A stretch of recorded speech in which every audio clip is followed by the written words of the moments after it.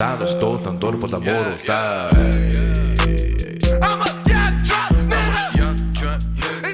Look, man. Oh my God. You know what? I'm not gonna make any excuses for my conduct, okay? But they were my buddies. They needed somewhere to stay. Yeah, no, of course. Can we bring up the Bo Nickal NCAA Finals? Gage, thanks for being so cool, by the way. So, because I want to show you this crazy sweep. So, all right, we're jumping around a little bit, but okay, here we go. I think this was it. Bo Nickal, Myles Martin. Yeah, right here. So he's number one guy. Watch this. So he could put on his back. Yeah. See, there's where a butterfly. No, that's totally a jiu-jitsu, bro. Yeah, but that's really that's like bad white belt. I do that all the time, though. That's in the NCAA Finals. Listen, against bro, the number 2 guy in the world. That wasn't. country. He wasn't even in my. I do that all the time. Yeah, I do that all the time. I mean, if he actually had the butterfly hook in, it would have worked a little better. No, that worked just fine. He used his knee on his cock. It was perfect. But I mean, that guy was not expecting that. That's for sure. Yeah. I mean, that was insane. That you know, that wasn't impressive to you guys to do that again. The NCAA. To me, that looked like normal. jiu-jitsu. That's exactly what I would do. I mean, it was impressive for sure. He had an underhook. He had like kind of a guillotine type position. But because he had this underhook here, look, somebody broke this down. That's awesome. Yeah. So I would call this a guillotine, but he has his underhook and guillotine, and then because he lands underneath him, the fulcrum is the guy's butt and his knee. So he like threw him up over. That was pretty awesome. Is it impressive to get this in such a top level wrestling? Yeah. Hell yeah.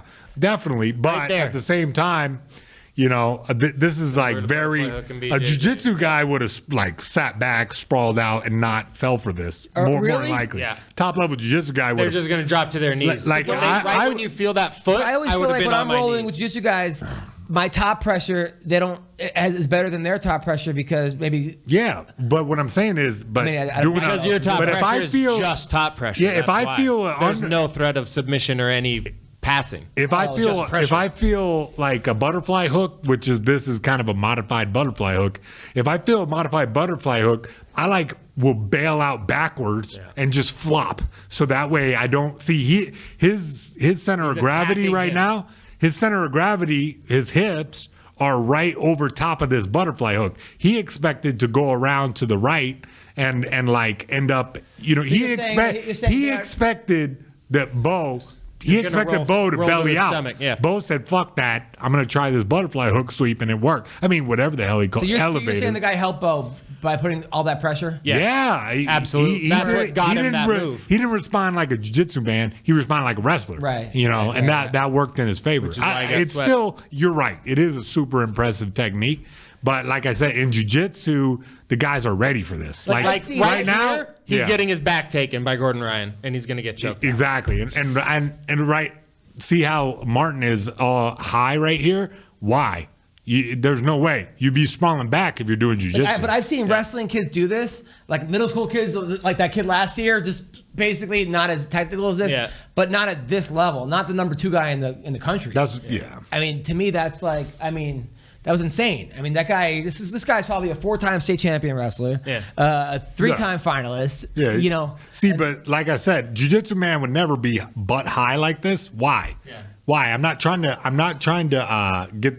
You know. If he knew what he was doing right now, he would be sprawling. Yeah. He'd be sprawling. If he realized. Right leg windshield wiping over his knees. Yeah, it's one of those things where dudes are like, it's just a different.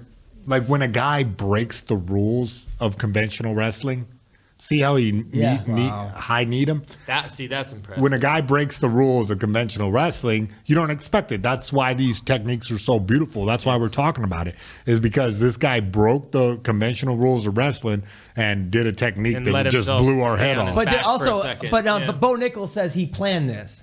Yeah. There's no way he planned this. Yeah, he did. When he felt that single leg happen, it was already done. No, there's no way he went to his back on purpose. Yes. He got put on his back. No, the guy, dude. No, he just knows this technique. That's high level grappling. You really think that Bo Nickal let this guy put him on his back? I'm certain. He didn't put him on his back. Bo Nickal sat down. He didn't. He sits down with a butterfly hook. Takedown, the guy on top. He's not giving up a 2-point takedown to get him to take him. No, He doesn't get a he already 2-point fucked takedown up, from and that. he already fucked up, and the guy had him deep and was almost taking him down. So instead of just bailing out and flopping on his belly and giving up the 2, he did this sit down butterfly hook technique. What are you not getting through your head? People like. He didn't just pull this out his ass. He practiced that move, and then when it came up, he did. I do that every day. So maybe he does do jiu-jitsu, Bo Nickal. Well, he definitely does something similar. I don't think he understands grappling more than he understands wrestling. He's a I don't think people are putting him on his back in wrestling practice.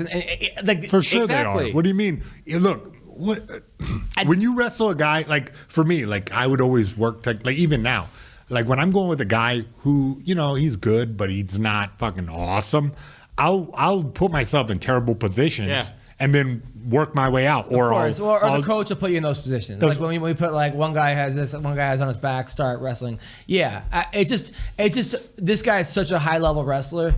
It's hard to believe that he's getting in that position that often. Well, I mean, but he's not going to practice every day and smashing everybody. He's working techniques, and I think the reason that he is such a high wrestler is because he works different stuff like this. He might let a guy who's not as good as old Martin right there to put him in a bad position and then get his, work his way out of that. Yeah. And so he definitely has trained that technique. He didn't just make it up on the spot. Of course. He definitely drilled that a bunch of times. And then when it came up in this match, he summoned it and made it happen. It was very impressive. The place went ballistic. Yeah, that was badass. Yeah. So let's talk about some of the. By the way, I felt bad. My man. Estou tan duro por amor, tá?